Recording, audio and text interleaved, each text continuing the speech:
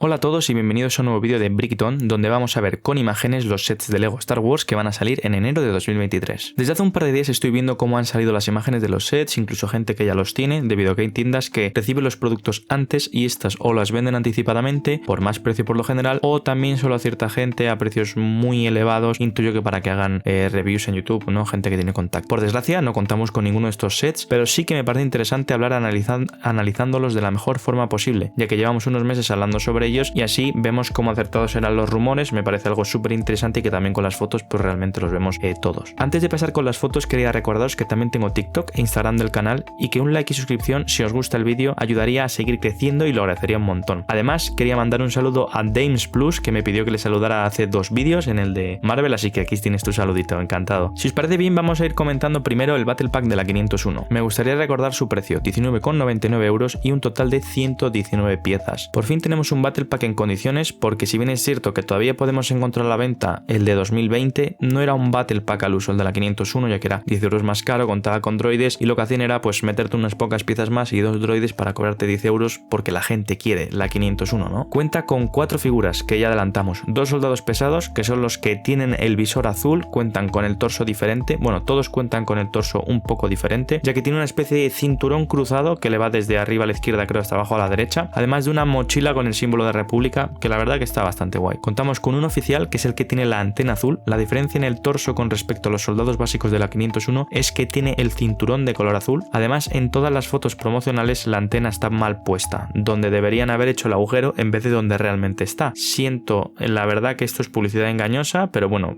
a LEGO no le importa, sabemos cómo es y es donde deberían haber hecho el agujero, donde no lo han hecho, y en las imágenes publicitarias donde ponen las cosas, que me parece la verdad flipante. Finalmente contamos con un especialista francotirador. Aquí las diferencias que encontramos con el resto son las marcas amarillas en el pecho, además del visor, que pese a que está muy chulo y sirve para los clones antiguos también, una línea negra en el frontal le hubiese dado un toque muy chulo y más realista que no algo blanco que parece como un objeto de prueba. Este set está inspirado en Battlefront 2 y os dejo por aquí las figuras. ¿Cuál os gusta más? En mi caso sería la del especialista por el visor y las marcas amarillas. Me gustaría añadir que además cuenta con el logo del 20 aniversario, aunque está en el lateral y no en el frontal como aparecen estas fotos, por lo que se van confirmando los rumores. Os dejo un vídeo en la descripción y también supongo que las tarjetas por aquí, donde hablo del tema de mayor profundidad. Me refiero a al 20 aniversario y a los sets que pueden que salgan. No me gustaría olvidarme de lo que podemos construir en sí, que es un pequeño cañón como el cañón AB7, que teniendo en cuenta que hay gente que puede que tenga muchas speeders, este cañón puede venir muy bien para la gente que le gusta construir edificios y bases, pues está mejor, ¿no? Para reforzar estos lugares. Tenemos también imágenes del microfighter del Slave One, bueno, ya no se llama Slave One, pero yo le voy a seguir llamando así, la nave de Boba Fett. Se confirma el precio habitual de 9,99 euros y tendrá un total de 85 piezas. Yo recuerdo cuando salieron los microfighters hace mucho, no era muy fan, eran cosas que me importaban poco, baratitas y demás, pero precisamente yo creo que eso es lo que más me gusta ahora, lo que más me va gustando con el tiempo. Son naves pequeñas, baratas y que quedan muy bien. Yo tengo 2 puestas por encima en la mesa, tengo otras en la estantería y la verdad que me gustan mucho. Es una forma barata de conseguir a Boba, aunque sigue teniendo el casco de color diferente que el cuerpo. Una pena que en 2 años y 3 sets, ya que sale en el Slave One, que es el de 50 euros, nave que también recomiendo mucho. En la otra, en el palacio de Boba Fett, pues no le han cambiado desde entonces el casco y sigue siendo la misma figura. Tiene una pieza transparente para la cabina y las piezas que simulan los cañones de la nave también se pueden lanzar como si fuesen torpedos. Me gustaría saber qué opináis de los microfighters. En mi caso, por su precio tan barato, seguramente en cuanto vaya a una tienda y lo vea,